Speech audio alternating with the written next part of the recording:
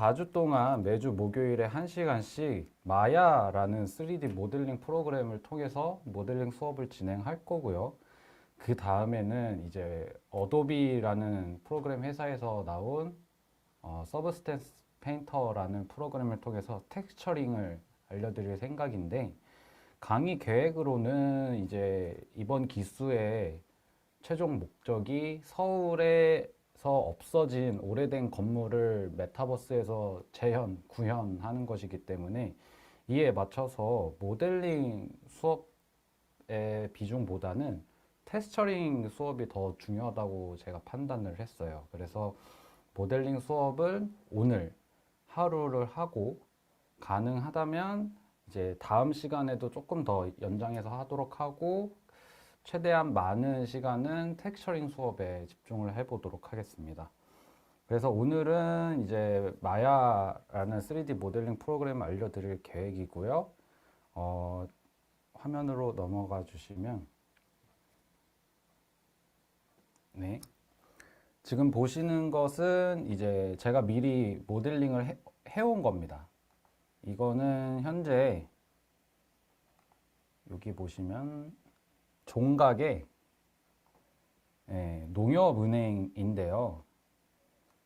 요거는 이제 위성사진 뷰고, 얘를 거리 뷰로 한번 볼게요.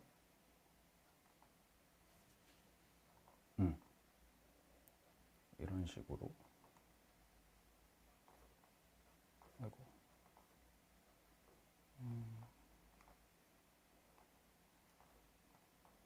네.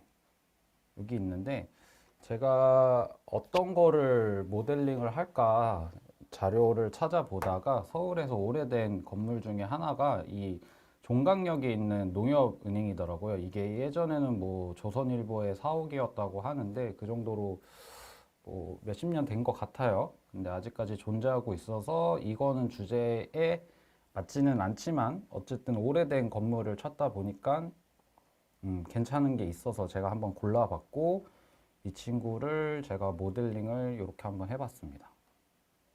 이렇게 해봤는데, 제가 지금 완성된 것을 보여드리는 이유는 그 4시간이라는 시간 안에 모델링부터 테스처링까지 다 보여주는 거는 힘들다고 생각이 들었어요. 그래서 이번 3기의 수강생 분들은 2기 때 제 수업을 들었던 분들이 일부분 그대로 오신 분들도 있고, 3기의 수강생분들의 이제 모집 요강에는 아예 모델링을 어느 정도 할 줄 아시는 분들로 뽑은 걸로 제가 알고 있습니다. 그래서 기초적인 모델링은 다 할 줄 아신다는 가정 하에 수업을 진행할 거기 때문에 제가 모델링 하는 것 자체는 제가 이미 해와온 걸로 보여드리면서 이 이후의 과정부터 설명을 드리고자 해요. 이 이후에 마야에서 그런 모델링이 끝났는데 뭘 알려드릴 거냐, 오늘은 UV 언폴드를 알려드릴 겁니다. UV는 이제 이 모델링 데이터의 전개도라고 이해하시면 되고, 그 전개도를 만드는 법, UV를 핀다라고 저희는 표현을 하는데 UV 피는 법을 알려드릴 생각입니다. 그래도 그에 앞서서 마야는 다뤄봤지만 건물 모델링은 또 안 해봤다고 하실 수도 있기 때문에 제가 간단하게 그냥 초입 부분만 모델링하는 과정을 조금 설명해 드리고, 나머지 시간은 오늘 UV를 핀다, UV를 언폰드 한다, 요거에 초점을 맞춰서 강의를 진행하도록 하겠습니다. 그에 앞서서 또 한 가지 설명해 드릴 것이, 요거 보시면 여기 밑에 아이콘 보이시나요? 이게 이제 퓨어 레퍼런스라는 프로그램인데, 구글이나 네이버에 검색하시면 금방 나오고, 뭐 기관이나 회사에서 사용하시려면 당연히 이제 구매를 별도로 하셔야겠지만, 개인이나 학생이 쓰신다고 하면 무료로 사용이 가능합니다. 그래서 이거를 사용하시면 좋은데, 이게 뭐냐면 레퍼런스 이미지들을 편하게 정렬하고 보여줄 수 있는 프로그램이에요. 그래서 아마 디자인 쪽 계열에서 일하시는 분들 다 쓰실 거고 아실 거고, 저처럼 이제 CG 컴퓨터 그래픽 쪽에서 일하시는 분들도 쓰실 거고, 아티스트 계열의 분들은 일을 하시는 분들은 다 이 프로그램을 쓰실 텐데, 어떻게 쓰는 거냐면 설명을 드리자면, 이렇게 사진이 들어있는 폴더 자체를 집어 넣으셔도 되고요. 그냥 사진 전체를 선택하고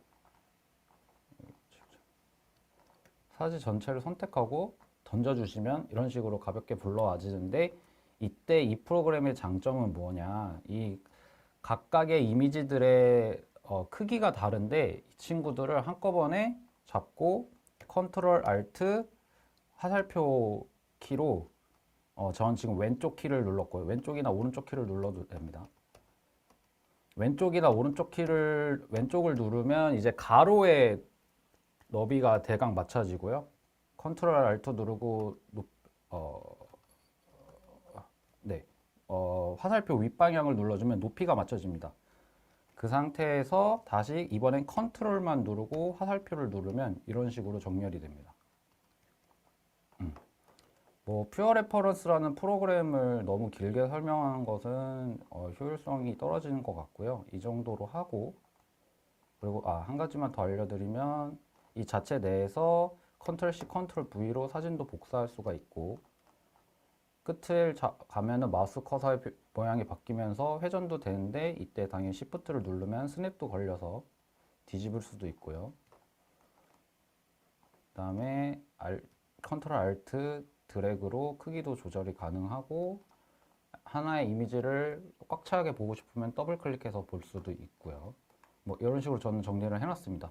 그리고 우클릭해서 모드에서 Always on Top을 눌러주시면 그 어떤 프로그램을 잠시만요. Always on Top. 네. 어떤 프로그램을 다른 걸 눌러도 이 프레퍼런스 창이 밑으로 다운이 안 되고 뒤로 숨어지지 않고 항상 맨 최상단에 위치할 수 있게 되어서 작업을 하면서 내가 만들고자 하는 실제 이미지 레퍼런스를 보면서 작업을 할 수 있게 해주는 편리한 프로그램이라서 추천을 드립니다. 그리고 되도록이면 모델링을 하신다 하면은 그 환경을 구축할 때 모니터를 2개를 쓰시는 게 좋습니다. 저는 지금 여기서 하나를 쓰면서 강의를 위해서 하나를 쓰고 있는데, 모니터는 다다 익선이고 거거 익선인 것 같습니다. 모니터 큰 거 쓰시고 2개씩 쓰시면 좋을 것 같습니다. 이렇게 레퍼런스 창을 오른쪽에 두고 세컨드 모니터에 띄우고 모델링 하는 게 훨씬 편할 테니까요. 네, 그렇게 하시면 되고, 방금 제가 확대해서 보여드렸던 이거는 뭐냐면, 여기 네이버 지도에서 일반 지도 모드를 가보시면은 이렇게 있어요. 요즘엔 참 세상이 좋아졌어요. 실제 건물의 탑뷰의 도면이 이런 식으로 디테일하게 나오더라고요. 그래서 위성 사진을 봐도 그 모양 그대로 그래픽이 일러스트로 된 것 같죠. 그래서 저는 이걸 캡처를 해서 또 포토샵으로 가지고 와서 윤곽선을 조금 더 진하게 만들어 놨습니다. 요 이미지 그 이미지고, 요 이미지를 어떻게 활용했는지 한번 보여드릴게요. 여기서 패널 가셔서 카메라를 탑뷰로 만들어 주시면, 뭐 2기 때 수업을 들으신 분들은 저한테 배우셔서 기억을 나시겠지만, 하나 간단하게 설명하시면 크리에이트 카메라에서 카메라를 기존의 퍼스펙티브, 탑, 프론트, 사이드 이렇게 4개가 기본 구성으로 마에 있는데, 이거 외에도 카메라를 좀 더 추가적으로 만들 수가 있습니다.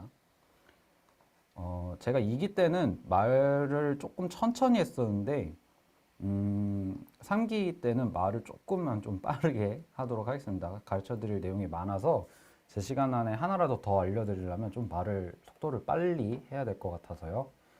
그 점을 좀 개선을 했습니다. 그래서 이것 좀 양해 바라고, 네, 탑뷰를 가면요, 네, 이런 식으로 지금 퓨어 레퍼런스에 띄워놓은 이 이미지를 마야에 가지고 와서 카메라에서 프로젝션으로 쏴준 거예요.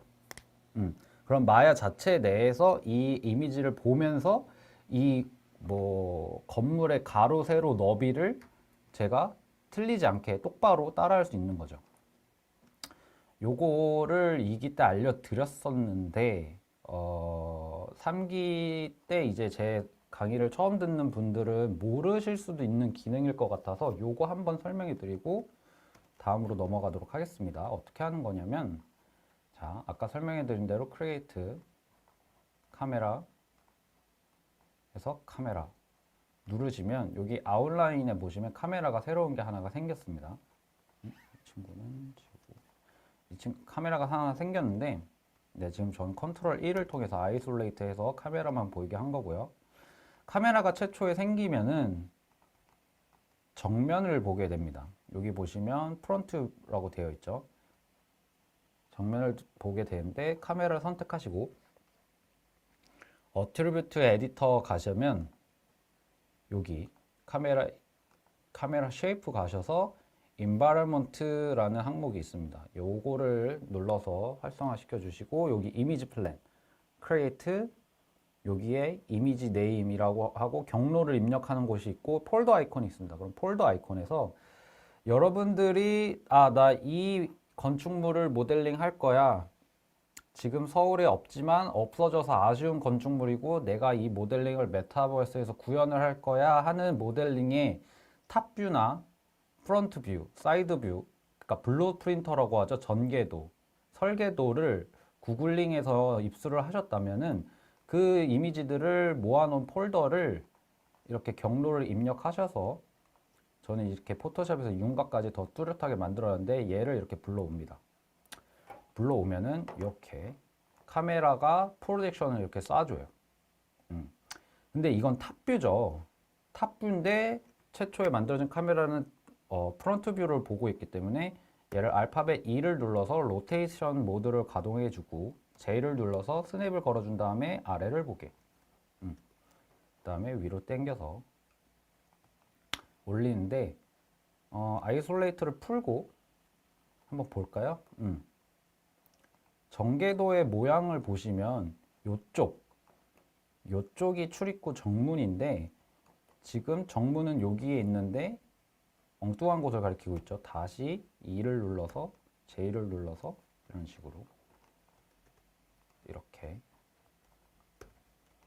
안 맞죠? 안 맞는데 여기서 지금 카메라 2인데 퍼스펙티브 뷰에서는 카메라의 위치를 어느 정도 크게 잡아주는 거에서 끝났고 패널로 가셔서 카메라 2 가시면 카메라 2의 시점으로 화면을 볼 수 있게 됩니다. 여기서 화면이 지금 꽉 차 있어서 답답하실 거예요. 이때 그 원 기호 있죠. 원 백스페이스 밑에 있는 원 기호 버튼을 누르고 우클릭으로 하면은 마이너스. 이게 카메라가 움직이지 않으면서 볼게요. 양분할을 하고 퍼스펙티브 뷰로 볼 텐데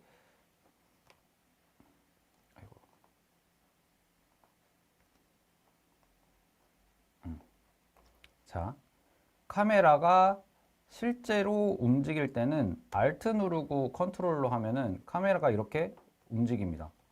근데 이게 아니라 카메라의 위치는 고정인데 화면이 너무 꽉 차서 답답했으니까 이것만 왔다 갔다 하고 싶어는 원 기호 있죠. 우리나라 100원, 200원 할 때 원 기호와 우클릭을 통해서 줌인 줌아웃을 할 수 있습니다.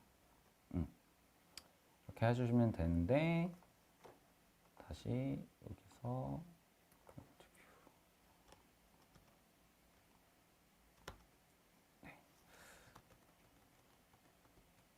지금 원 기호로 너무 꼬여가지고 다시 할게요.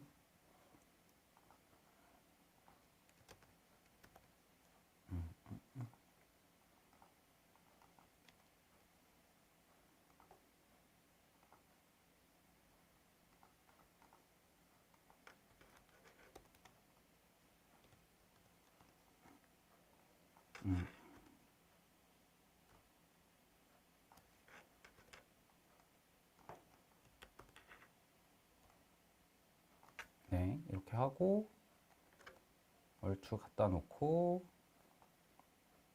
카메라 1로 간 다음에 원을 통해서 답답함을 좀 풀어주고 그 다음에는 Alt로 카메라의 높낮이를 조절하면서 맞추는 거예요.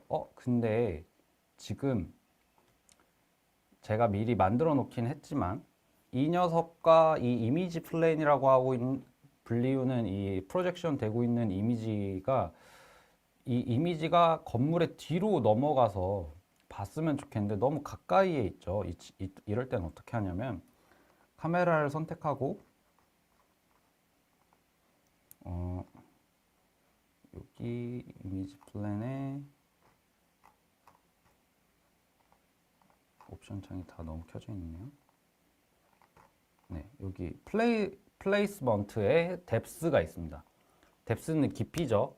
카메라에서부터 뿜어져 나온 이 프로젝션 이미지 플랜을 더 뒤로 깊게 넘긴다 해서 지금 100인데 1000으로 바꿔주면 이런 식으로 더 뒤로 가집니다. 그리고 이렇게 주민 줌아웃, 원 기호로 한 게 아니라 Alt로 주민 줌아웃을 해서 위치를 만져주고 카메라의 위치는 고정 상태에서 조금 더 가까이서 보고 싶다 할 때는 원 기호 우클릭.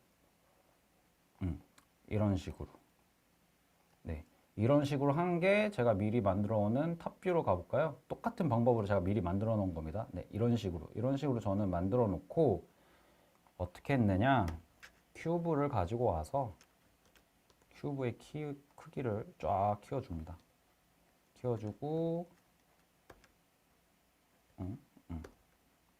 네, 이런 식으로 얼추 큰 덩어리부터 만들어주고 하나하나 깎아 나가는 거예요. 그림 그리는 것도 그렇고 모델링도 그렇고 조각도 그렇고 이렇게 큰 덩어리를 만들어주고 여기서 하나하나 추가해 나가는 건데 페이스로 익스트루드 컨트롤 E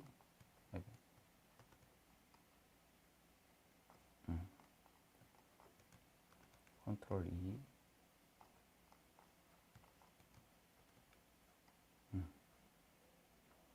제가 기능 하나하나를 쓸 때마다 설명을 안 하고 넘어가고 있는데 이런 멀티컷이라든가 익스트루드 돌출 이런 거는 다 아실이라 생각하고 워낙 기본적인 기능이고 2기 때 수업을 들었던 분은 다 아실 내용이시고 3기 때 처음으로 제 강의를 듣는 분들도 다 아실 거라고 생각하고 넘어가는 게요.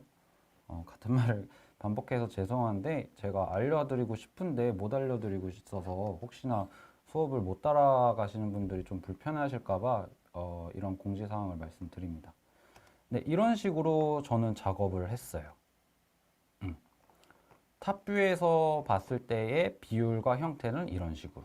자, 그러면은 제가 또 같은 방법으로 미리 만들어 놓은 프론트 뷰 카메라로 가볼까요?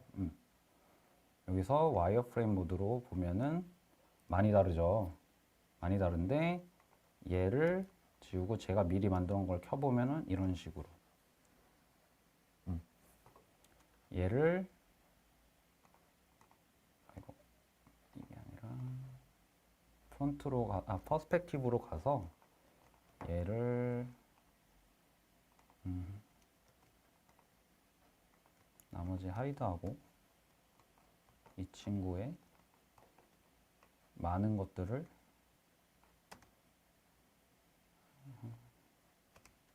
탑뷰에서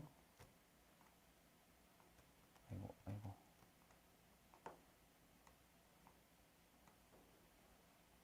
네, 요만큼까지만 하이드를 해서 그 다음에 한번 봐볼까요?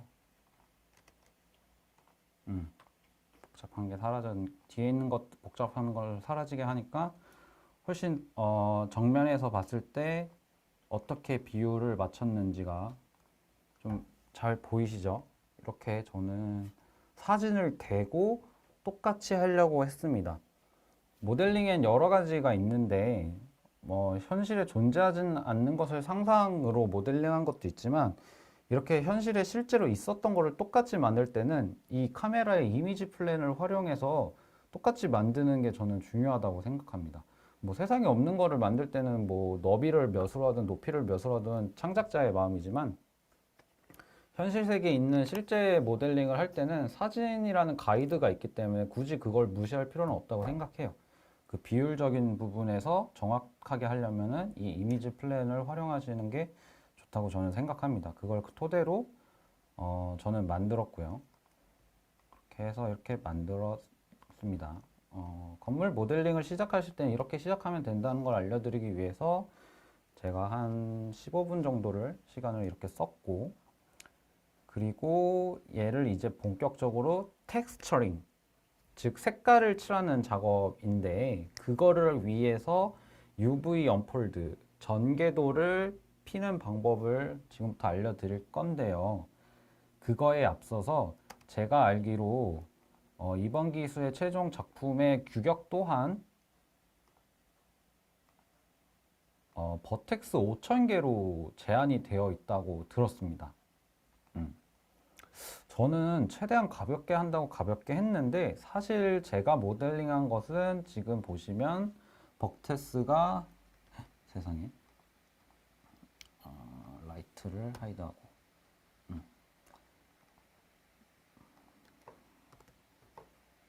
버텍스가 16,047이에요.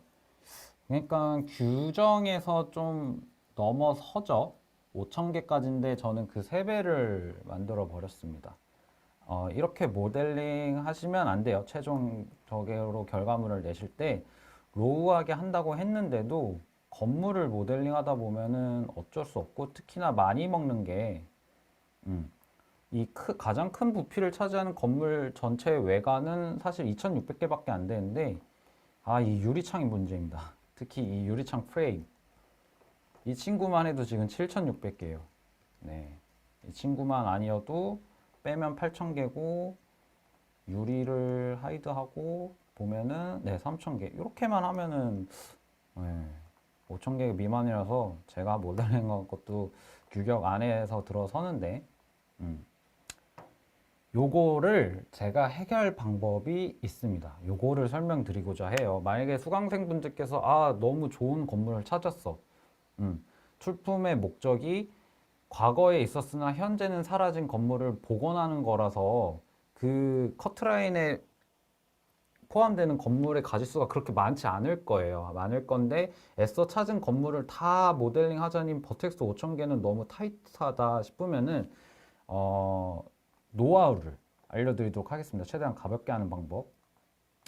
일단 프레임은 그렇다 치고, 프레임도 지우고 창문도 없애고, 네, 요거 하고, 요거 라이트라고 적혀 있는 거 보시면 제가 따로 만들었는데, 얘는 뭐냐, 얘는 보시면 버텍스가 3,828개예요. 얘도 많죠. 얘도 많긴 한데, 얘는 3,028개고 얘는 유리창과 유리창 프레임이 합쳐진 애입니다.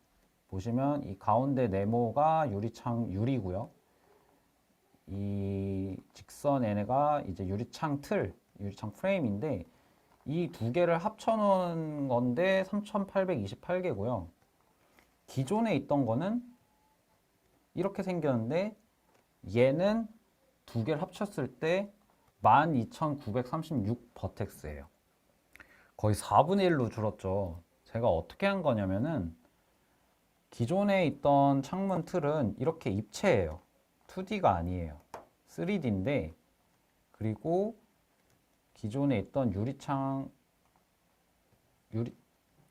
또한 이렇게 두께가 있습니다. 보시면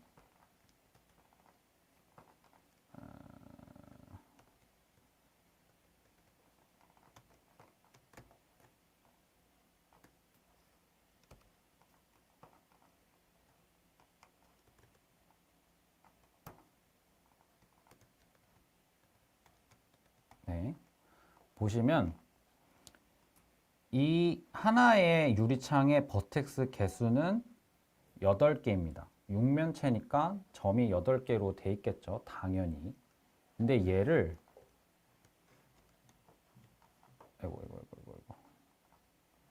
얘를 면 하나만 냅두고 지우면 얘는 버텍스가 4개예요. 2분의 1로 줄어들죠. 저는 이거를 활용한 건데요. 그래서 여기 윈도우 라이트라고 적혀 있고 윈도우 헤비라고 적혀 있는데, 이 두 친구의 차이점이 뭐냐면, 라이트는 서페이스, 그러니까 면이고요. 두께가 없습니다. 기존의 헤비한 유리는 두께가 있는 거예요. 그러니까 이렇게 해도 되냐고 물으신다면 됩니다. 물론 건물의 외곽이 서페이스로 구성되어 있으면 안 되겠지만 유리 정도는 괜찮습니다. 이거를 텍스처링 서브스텐스 페인터라는 텍스처링 프로그램에서 텍스처링 할 때 유리로 만들어지는 것을 제가 보여드릴 거고요. 뭐 물론 두께가 있으면 뭐 빛이 들어왔을 때 굴절되는 것까지 더 표현할 수 있어서 더 리얼하겠지만 그런 것은 영화나 뭐 하다못해 트리플 A급 게임 회사 게임 작품에서나 이제 필요한 하이 모델링이지 메타버스는 최대한 데이터의 용량이 작아야 하기 때문에 이런 플랜, 서페이스로 모델링을 해서도 괜찮습니다. 그래서 얘는 지금 두께가 없는 창틀과 창문으로 하나를 합쳐 놓은 거예요. 그렇다 보니까 거의 버텍스 수가 4분의 1로 줄어드는 겁니다.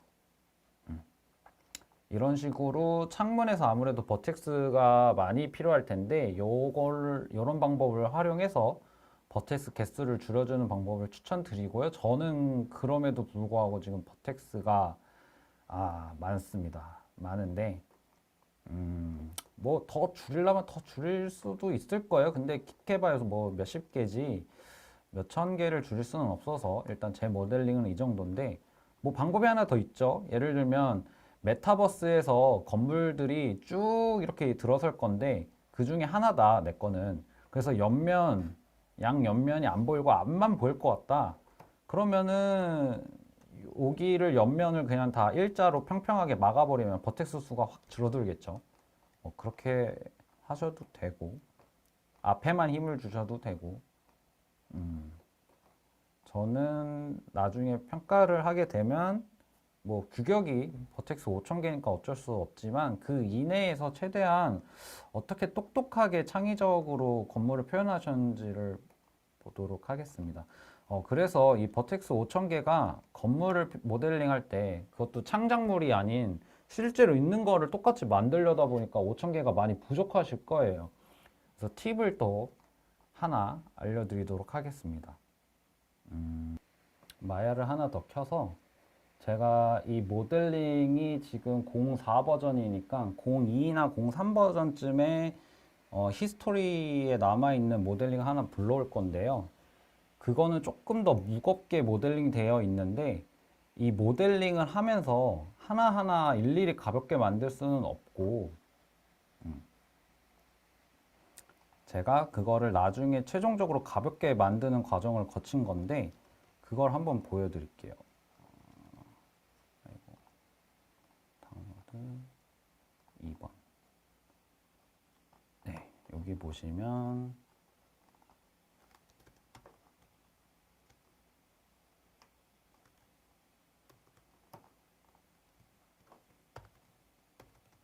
네, 요거 불러오려고 02번 버전을 다운로드 받았는데 여기 자, 그 다음에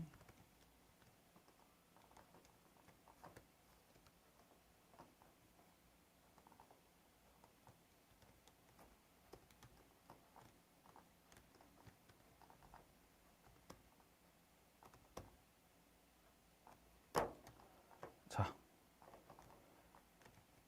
이 친구들이 뭐냐면 건물에서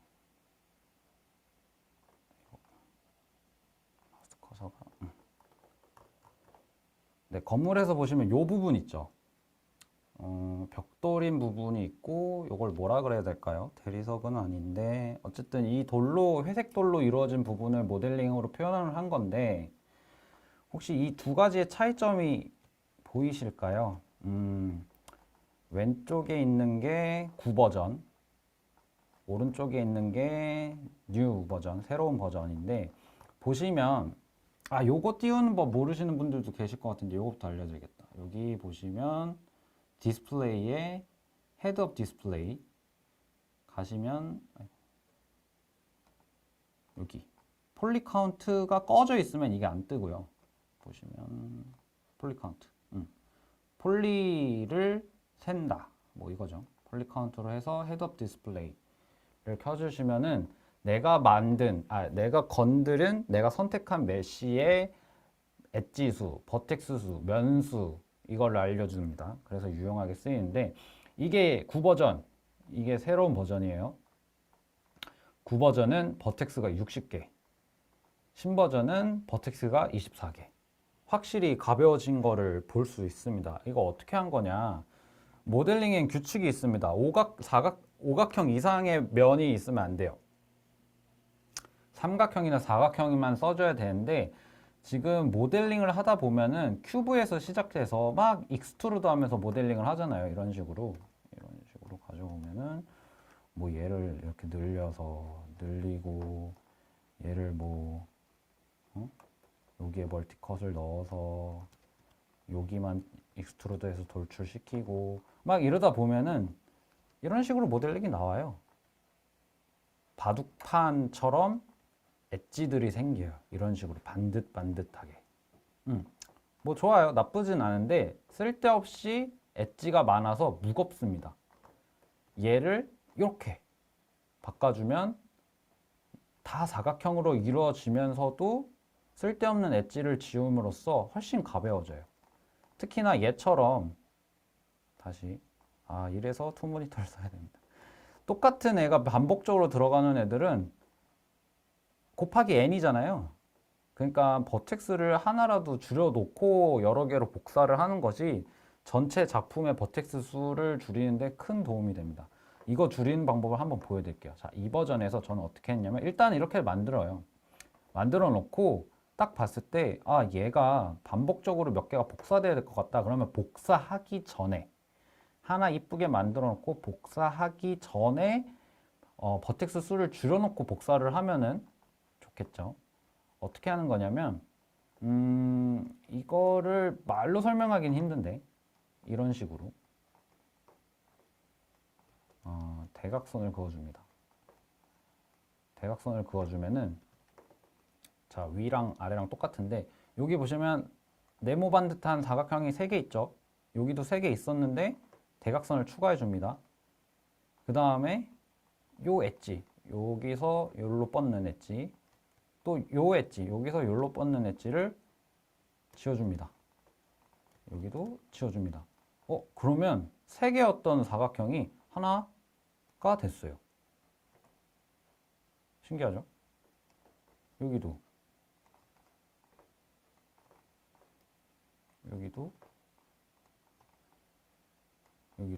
자, 그러면 밑에 3개, 위에 3개, 양옆에 하나씩 해서 8개였는데 이렇게 지워주면 사각형이 4개가 됩니다. 이렇게 줄여나가 주시면 됩니다. 요게 옆면에도 적용시킬 수 있을 것 같아요. 여기도 이렇게 3개가 있지만 쓸데없습니다. 멀티컷을 이용해서 구석과 구석을 크로스로 연결해 주시고 반대쪽도 구석과 구석을 크로스로 연결해 주시고 요 엣지, 요 엣지, 요 엣지 지워주시면 얘도 변이 4개인 사각형, 얘도 변이 4개인 사각형. 밑에서 한 번 더 반복적으로 보여드릴게요. 여기와 여기. 자, 여기서 근데 고민을 잘 하셔야 될 게 여기서 여기는 되긴 돼서 여기도 사각형인데 삼각형이죠. 뭐 삼각형을 써도 되긴 하지만 이 삼각형을 유지하기 위해서 이 엣지를 지울 수가 없어요. 지우면 되지 않나요? 뭐 지워볼까요? 지우면 일단 얘가 사각형이 아니게 됩니다. 변이 하나, 둘, 셋, 넷, 다섯, 여섯. 육각형이고 애초에 얘도 사각형이 아니죠. 지금 변이 하나, 둘, 셋, 넷, 다섯, 오각형이 돼버립니다. 그렇기 때문에 수학 공식처럼 뭐가 있는 건 아니지만 좀 허접한 설명입니다. 죄송합니다. 보면 아시게 될 거예요. 모델링 하시다 보면 얘랑 멀티컷을 이어서 얘랑 지우면 얘 사각형 되겠네 라는 감각이 어렵지 않아요. 금방 생기실 겁니다. 이렇게 지어줍니다. 그러면 기존에 아까 몇 개였죠? 80 몇 개였던 60 몇 개였나요? 60 몇 개였던 버텍스가 이제 24개로 확 줄어든 걸 보실 수 있습니다. 그리고 얘를 이제 복사하는 거죠. 복사, 복사, 복사, 복사. 네. 그런 식으로 엣지를 지어주면 됩니다. 그리고 요거는 예전에도 설명을 드렸는데 지금 보시면 엣지들이 지지직 노이즈가 있잖아요. 얘를 좀 깨끗하게 보시려면 요거 눌러주시면 좀 깨끗하게 보입니다. 마찬가지로 천장도 바둑판처럼 여기가 엣지가 이렇게 많으면 쭉 뻗어나가면 돼요. 이런 식으로 원래는. 근데 그게 아니라 삼각형을 써도 되니까 근처에 있는 엣지 두 개를 하나로 이렇게 모아서 쭉 뻗어나가는 엣지의 수를 줄여드렸죠. 만약에 이 페이스들 전체의 엣지를 쭉 뻗어서 만들었다고 생각해 보세요.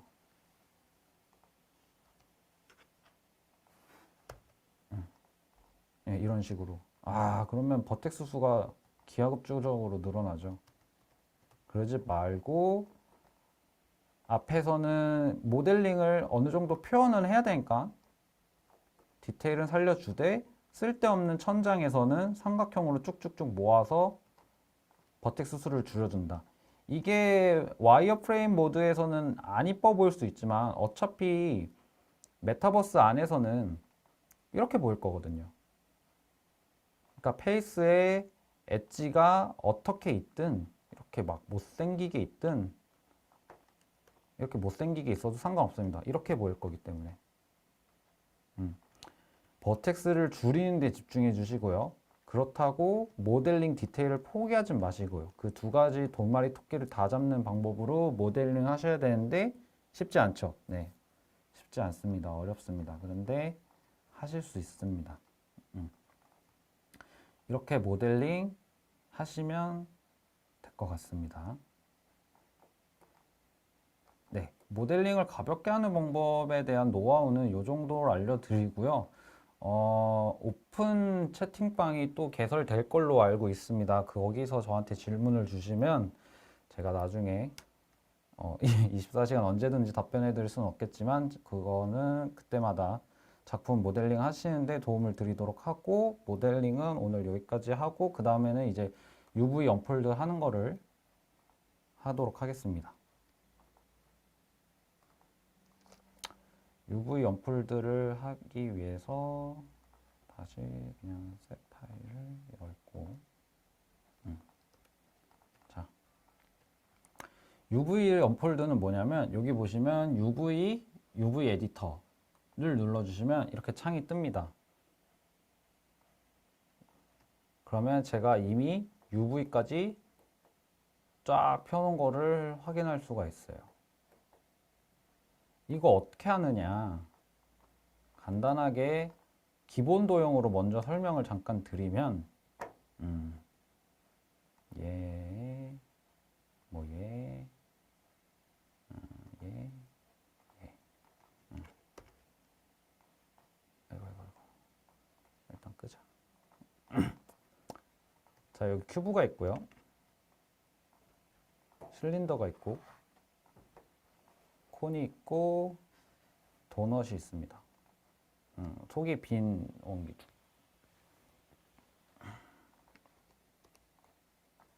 큐브도 폴리 카운트를 좀 늘려볼까요?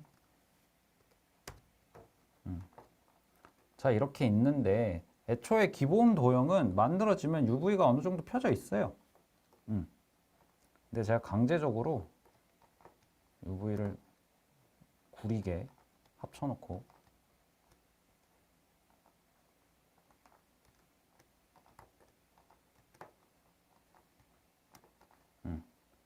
지금 UV가 아주 엉망인 상태입니다. 하나씩 하나씩 펴보죠.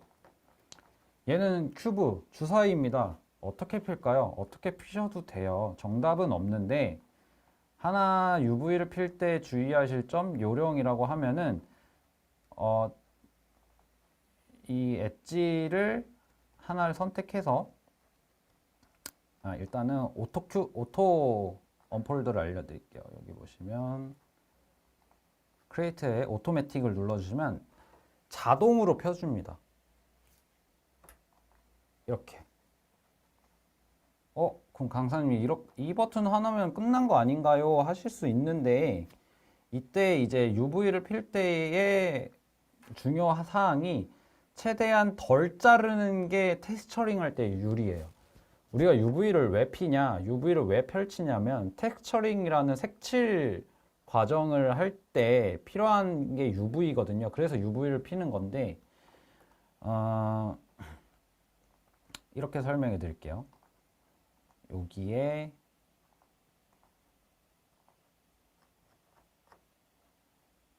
색깔에 컬러에 다운로드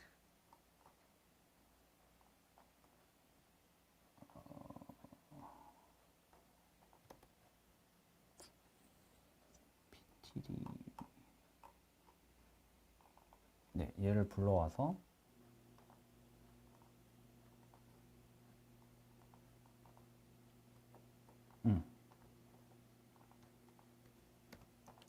자, 제가 지금 임의로 마야 내에서 맵이라고 불릴 만한 것을 컬러 쪽에다가 넣었습니다. 그리고 이 큐브의 UV는 이런 식으로 펴져 있고요.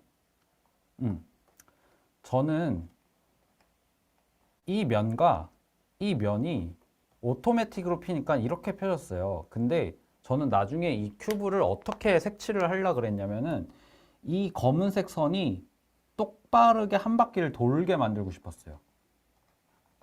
무슨 말인지 이해되세요? 이 검은색 두 줄이 이면과 이면이 수평으로 이어지길 바랬는데 지금 어긋나 있죠. 어긋나인 거 보이시나요? 어긋나 있죠. 네, 이렇게 어긋나 있습니다. 왜 어긋나냐? 여기를 보시면 이렇게 맵이 불러와진 것에 UV가 지금 이 면이 이 면이에요. 이렇게 움직여지는 거예요. 그러니까 맵은 이렇게 한 UV에 꽉 차게 불러와지는데 면을 움직이면서 이렇게 바뀌는 거예요. 자, 그러면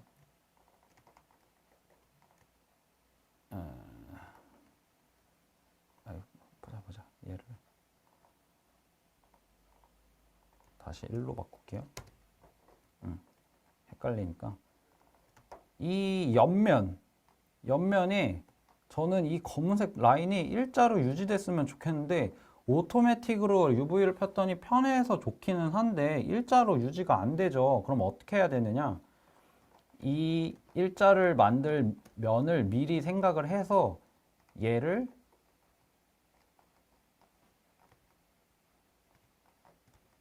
이렇게 그리고 하나 잘라서 해서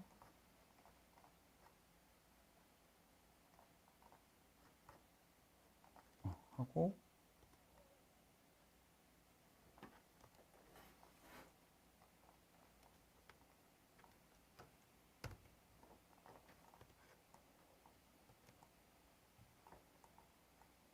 자 하면은 이런 식으로 보이세요?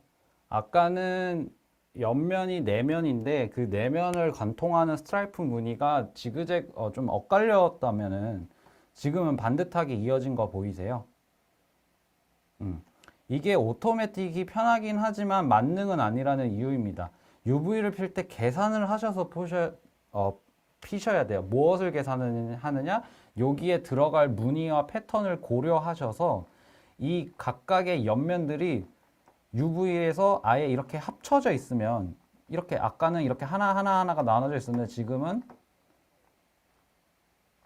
이렇게 한 덩어리로 합쳐져 있다 보니까 아무리 움직여도 아이고 모니터가 작아서 아무리 움직여도 이 스트라이프 패턴이 뭉개지지 않는 거를 확인할 수 있죠.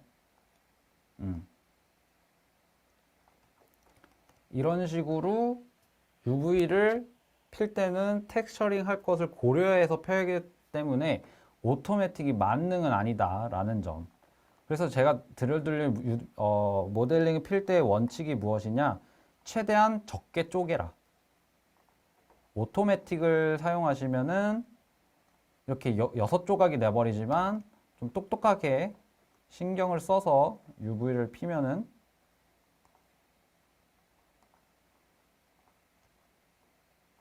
이렇게.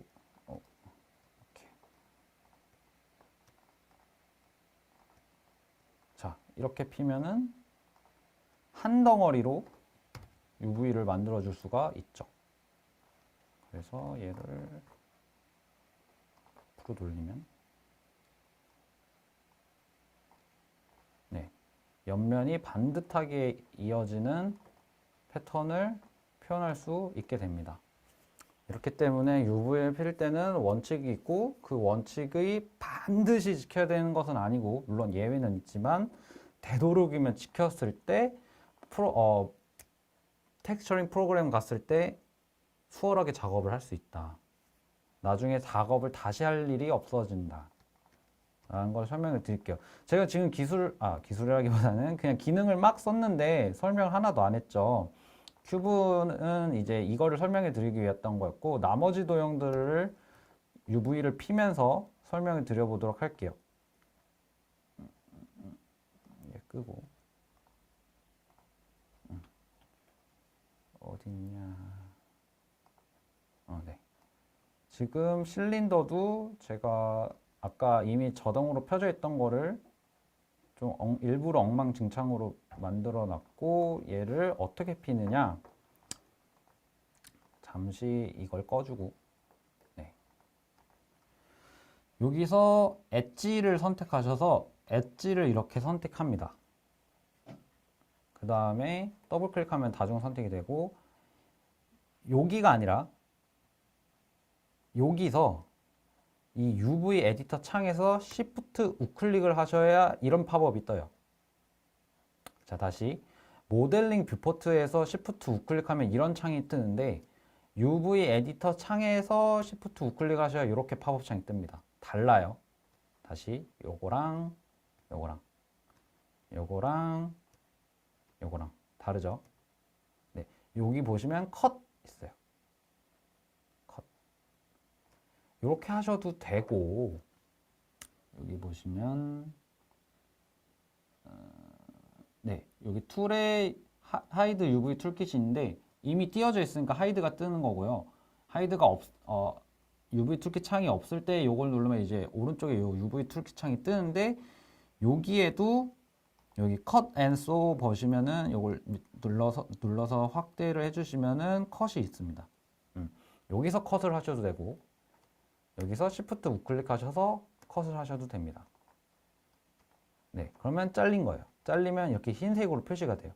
지금 밑에는 안 잘렸으니까 그냥 파란색 선으로 표시되는데, 보시면 파란색 선으로 표시되는데, 위에 보시면 흰색 선. 이렇게 자르는 방법이 있고요. 엣지를 자르고자 하는 엣지를 선택해서 Shift 우클릭으로 자르느냐, 아니면 여기 컷앤소에서 컷으로 자르느냐, 뭐 어쨌든 이 방법이 있고요. 다음에 여기 UV 클릭, 여기 보시면 3D 컷 앤 소 UV 툴 있는데, 제가 단축 제 커스터마이징 셀프에 여기다 미리 빼놨는데 요 바늘과 실로 표현된 아이콘이 있어요. 얘가 아주 UV 피는데 도움이 많이 되는 툴입니다.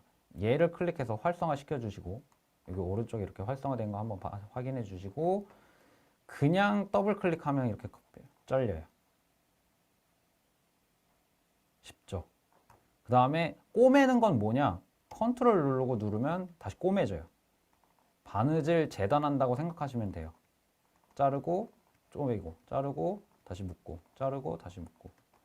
자른 다음에 여기 옆면도 잘라주고, 그러면 여기서 선택할 때 우리가 모델링 뷰포트 창에서 엣지, 버텍스, 페이스 있잖아요.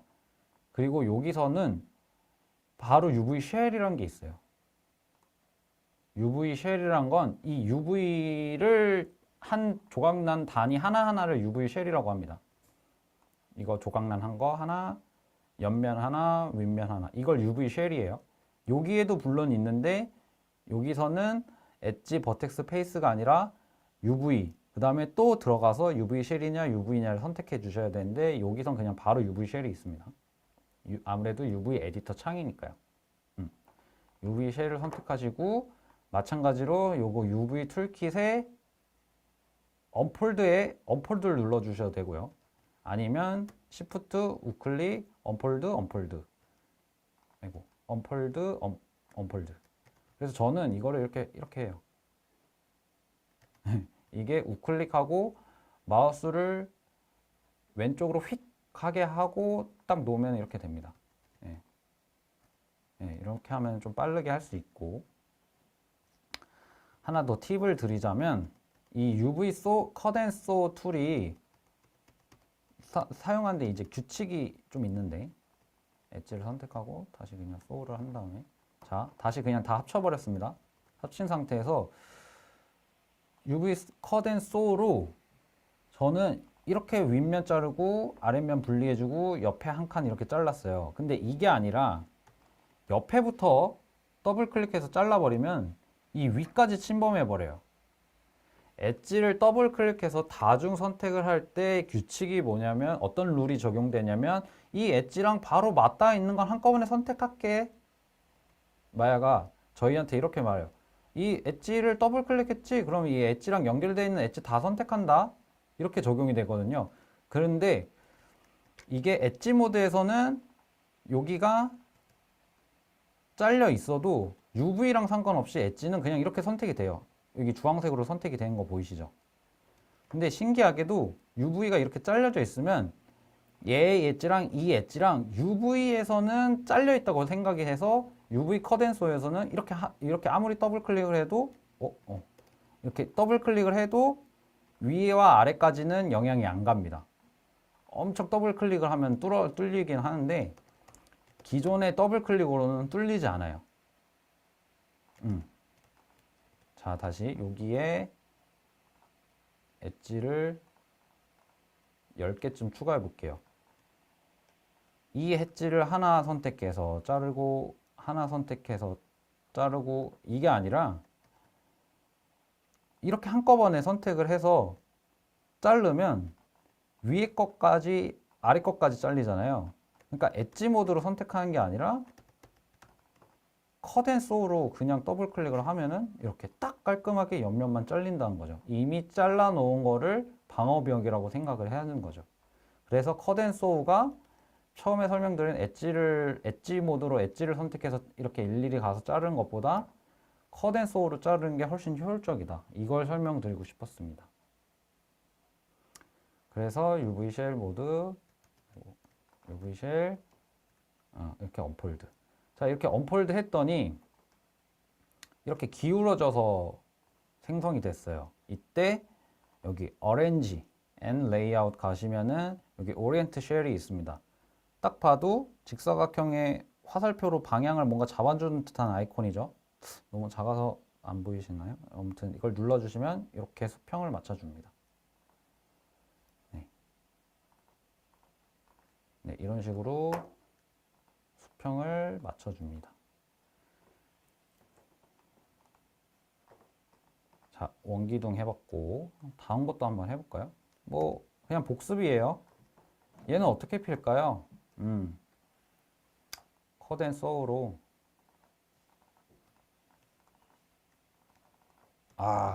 이게 문제입니다. 이런 콩 같은 경우는 지금 얘가 사각형이 아니잖아요. 가운데 엣지로 모아져 있어야 되는데 그렇지 않죠. 이게 무슨 말이냐면 하나 복사해서 보여드리고 페이스를 지운 다음에 엣지를 더블 클릭으로 다중 선택해서 익스트루드 한 다음에 이렇게 모았다가 얘로 하나로 합쳐주고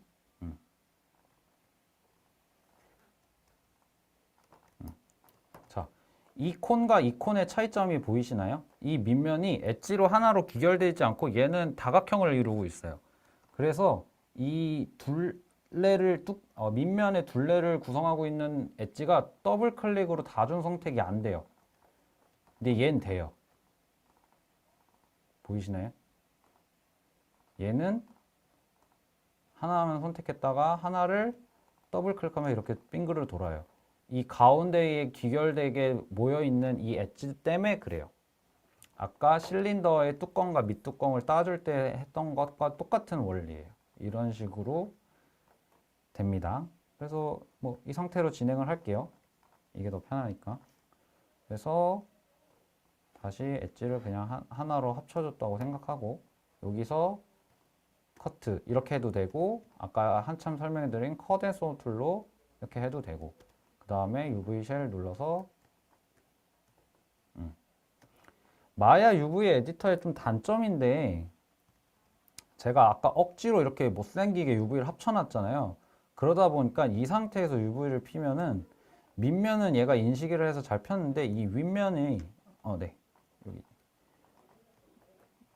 가끔 안 펴질 때가 있습니다. 그럴 때는 뭐 옆을 보고 얘를 선택한 다음에 카메라 베이스로 일단 한번 필게 눌러주시면 지금 보고 있는 이 뷰포트 창에서의 화면대로 이렇게 펴집니다. 이렇게 하셔도 되고 뺐다가 다시 언폴드 하셔서 이렇게 하셔도 되고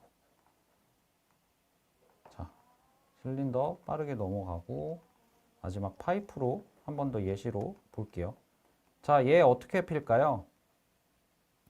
정답은 없어요. 두 가지 방법이 있겠네요. 얘를 컷 앤 소우로 그냥 이렇게 똑 따서 얘를 이렇게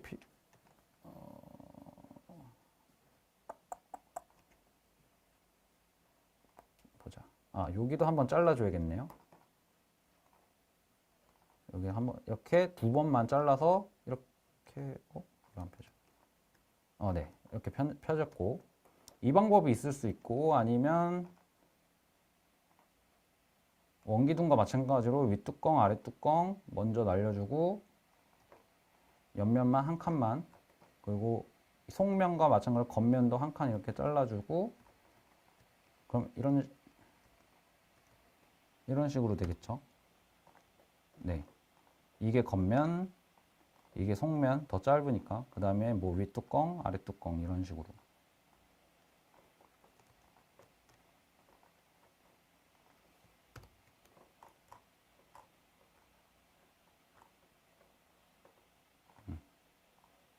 자, 똑같은 도형인데 똑같은 모델링 메쉬인데 이렇게 두 가지 방법으로 자를 수가 있습니다. 뭐가 유리할까 생각을 해보시면 의외로 답은 간단해요. 아까 처음에 뭐라고 했냐면 텍스처링 할 때를 고려해야 된다라고 설명을 드렸어요.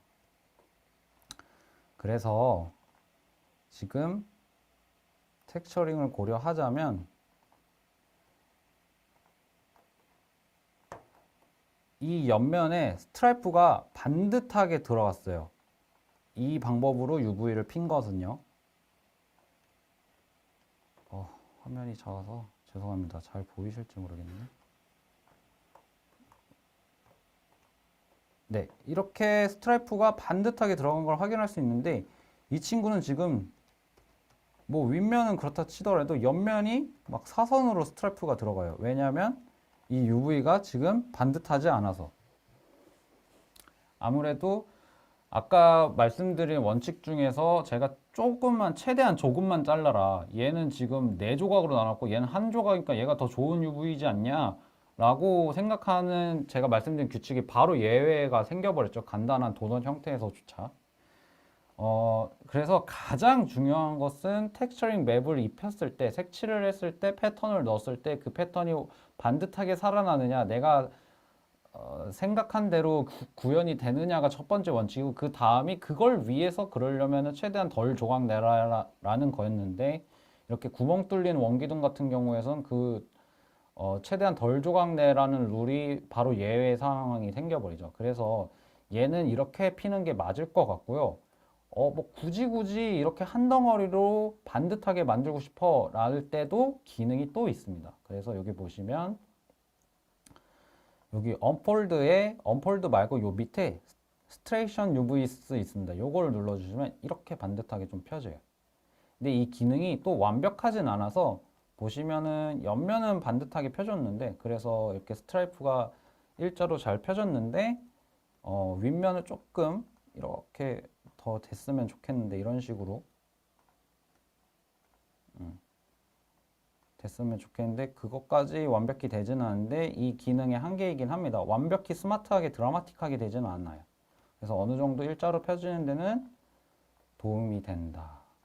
그래서 오늘 UV 알려드린 걸 다 알려드리지 못했는데 그래도 기초는 어느 정도 한 것 같아요. 근데 아직 알려드릴 게 남아 있어서 다음 수업 시간에 UV를 언폴드 하는 거를 조금 더 추가적으로 알려드리도록 하고, 그 다음에 서브스탠스 페인터에서 텍스처링 하는 것을 알려드리도록 하겠습니다. 그래서 다음 시간에는 서브스탠스 페인터가 설치가 되어 있으면 좋겠습니다. 제가 할 때 옆에서 보면서 따라하면 더 습득이 빠르실 테니까요. 아니면 그냥 강의만 보셨다가 나중에 작품을 들어가실 때 그때 설치를 하셔도 뭐 상관은 없습니다. 일단 다음 주에는 UV 피는 것을 조금 더 추가적으로 설명드리고 텍스처링 수업에 들어가도록 하겠습니다. 오늘 수업 들으시느라 고생하셨습니다. 감사합니다.